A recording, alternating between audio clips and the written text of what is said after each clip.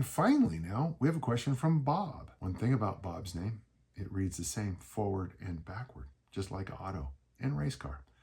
And Roma summa amor. Okay. I recently retired at age 60. Now that I have more free time, I'm able to swim, bike, run, and strength train more regularly. I do hope to do a triathlon in a year and also more strength training and Olympic lifting. My question is this. Given that you recently mentioned it in one of your podcasts, that it's extremely difficult to get any stronger than what one achieved when in our 20s and 30s, does it make sense for me to focus more on endurance sports and just use a strength and Olympic training to maintain a good base of strength and power? Or does the performance limit apply to endurance as well? I have always had better endurance than strength or speed, so I'm trying to understand those psychological limits of aging better in order to be able to set reasonable expectations and goals.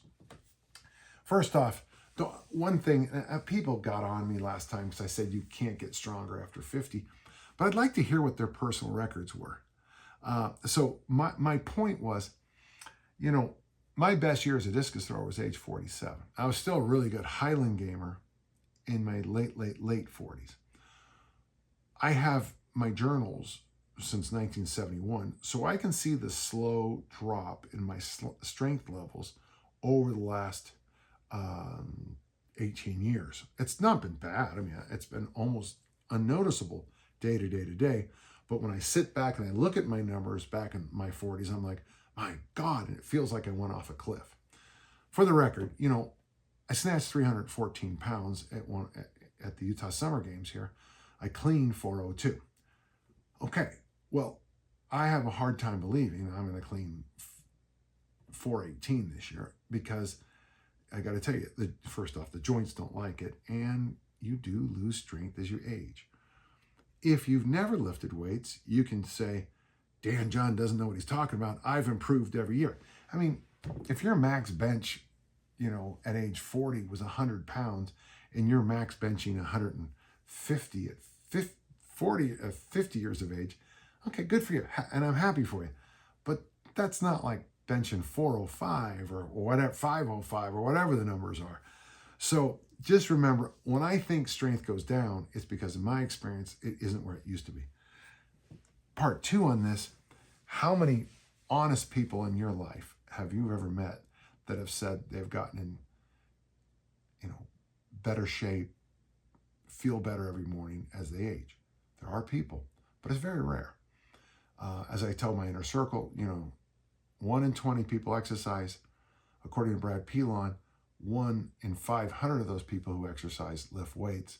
And when I'm talking to kettlebellers, I'm always like, and how many of those people do kettlebells? The numbers dwindle quickly. What I would recommend to you, and I kind of like what you're doing here, and I hope those of you who are older than 55 are listening. He's talking about doing a triathlon and Olympic lifting. To me, I like that. Now, I'm going to recommend that you slot periods of time for exercise. I don't know if you want to Olympic lift, swim, bike, run, all at the same time. But I think Olympic lifting followed by long walks. I think maybe general bodybuilding as you prepare yourself in that transition to swimming and biking. Swimming and biking are going to work a whole bunch of muscles in the body, but they're also going to miss certain things that you might want to fix in the weight room. The drop off, and we know this from really good research, the drop off in endurance sports is very subtle. It's very hard to see.